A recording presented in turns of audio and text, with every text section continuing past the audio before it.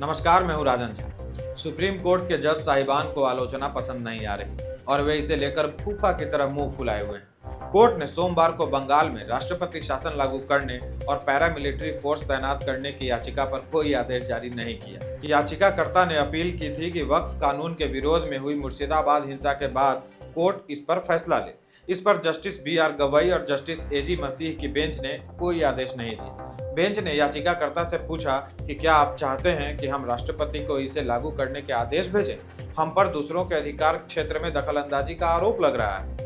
हालांकि उन्होंने बीजेपी नेता निशिकांत दुबे पर कोई नरमी नहीं बरती। दरअसल निशिकांत दुबे पर अवमानना की कार्रवाई की मांग हो रही है। इसकी अनुमति के लिए लोग सुप्रीम कोर्ट भी पहुंच गए। जस्टिस गवई ने कहा, आप इसे दायर करें। दायर करने के लिए आपको हमारे अनुमति की आवश्यकता नहीं है। प्रश्न है कि निशिकांत दुबे पर हमलावर क्यों है कांग्रेस?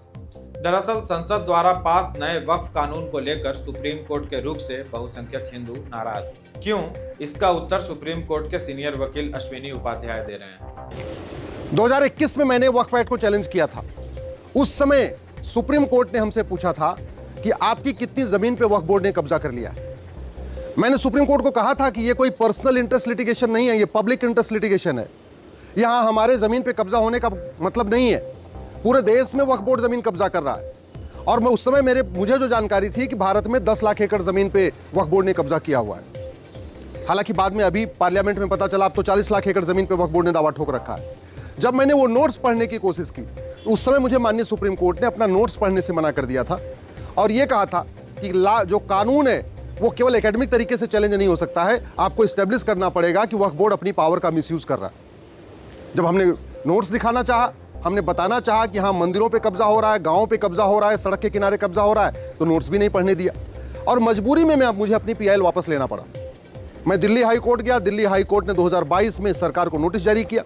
उसके बाद देश भर में 120 से ज्यादा पीआईएल फाइल हो गई पूरे देश में।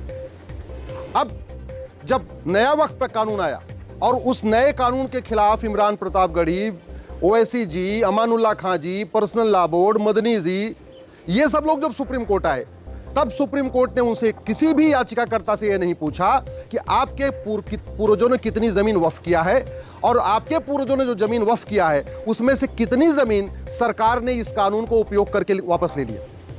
हमसे पूछ रहे थे कि वक्फ बोर्ड ने आपकी कितनी जमीन पे कब्जा कर लिया। और जब दूसरी तरफ आज ओवैसी जी और बाकी लोग कह रहे हैं कि सरकार सारी जमीन ले लेगी, सरकार सारी जमीन ले लेगी, तब एक भी बार नहीं पूछा कि आप मुझे कोई एक एग्जांपल बताइए कि जहां पे सरकार ने नए कानून का उपयोग करके कोई भी वक्फ प्रॉपर्टी वापस लिया हो। और धड़ाधड़ सुनवाई शुरू हो गई। एक भी याचिकाकर्ता से यह नहीं कहा कि आप हाई कोर्ट जाओ, क्योंकि 120 याचिकाएं पूरे देश में पेंडिंग पड़ी हुई है। अनेक हिंदुओं को कोर्ट का यह व्यवहार पक्षपातपूर्ण लग रहा है।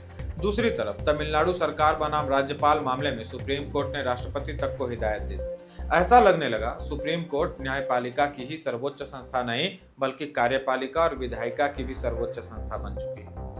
इन सब को देखते हुए बीजेपी सांसद निशिकांत दुबे ने कहा था कि अगर सुप्रीम कोर्ट को कानून बनाना है तो संसद और राज्य विधानसभाओं को बंद कर देना चाहिए। उन्होंने सीजेआई खन्ना पर भी कटाक्ष किया था और उन्हें देश में गृह युद्धों के लिए जिम्मेदार ठहराया था। निशिकांत दुबे बंगाल के मुर्शिदाबाद समेत देश भर में वक्फ के नाम पर चलाए जा रहे आंदोलनों की तरफ इशारा कर रहे हैं। मित्रों, हो सकता है कि निशिकांत दुबे को लगता हो कि यदि सुप्रीम कोर्ट सुनवाई करने के स्थान पर सख्ती से यह कह देता कि हम हर छोटे मोटे बिल और कानून के मसले पर विधायिका के कार्य में दखल नहीं दे सकते, तब शायद कट्टरपंथी तत्वों को भी एक कड़ा संदेश जाता। पहले ही मुस्लिम तुष्टीकरण की राजनीति करने वाले राजनेताओं के कारण उनका मनोबल बढ़ा हुआ है। ऐसे में सदन द्वारा पास और राष्ट्रपति द्वारा अनुमोदित कानून पर सुप्रीम कोर्ट का सुनवाई करना और स्टे लगाने का फैसला कट्टरपंथी तत्वों के हौसले को और बढ़ाएगा। संभव है देश में प्रदर्शन के नाम पर कानून व्यवस्था खराब करने की कोशिश हो और हिंदुओं पर टारगेटेड हमले। जो कांग्रेस आज निशिकांत दुबे के बहाने बीजेपी पर यह कहते हुए हमलावर हो रही है कि उन्होंने न्यायपालिका और सुप्रीम कोर्ट के जजों का अपमान कर दिया, उनको जरा अपने अंदर झांकने की आवश्यकता है।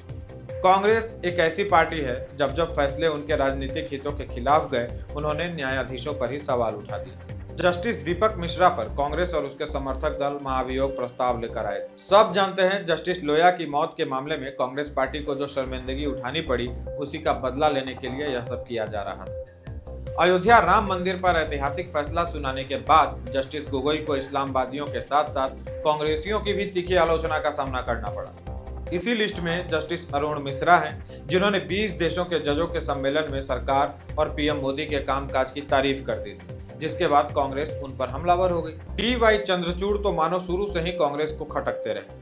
कांग्रेस नेता जयराम रमेश, जो आज न्यायपालिका पर ज्ञान दे रहे हैं, उन्होंने कहा था कि डी.वाई. चंद्रचूड़ के 2 फैसलों से उनको निराशा हुई। उन्होंने यह भी कहा कि डी.वाई. चंद्रचूड़ की विरासत पर बहस जारी रहेगी। यह अवमानना की श्रेणी में नहीं आएगा क्या?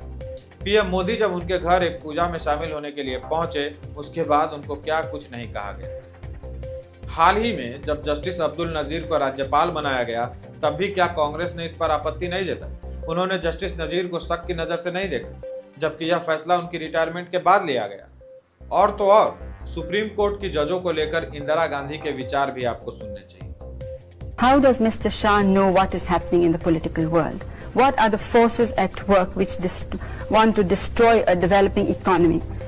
Is a judge competent to decide that? Then why have democracy? Why have elections? Why have political people in power? How does Mr. Shah know what is happening in the political world? What are the forces at work which want to destroy a developing economy?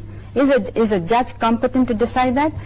क्या कांग्रेस के नेता यह भूल गए कि कैसे राजीव गांधी की सरकार ने शाहबानो केस में सुप्रीम कोर्ट के फैसले को पलटकर कट्टर मुसलमानों के आगे घुटने टेक दिए थे? जब SC/ST एक्ट पर बीजेपी भी ऐसा कर रही थी, तब कांग्रेस ने इसका विरोध क्यों नहीं किया? सोचिएगा।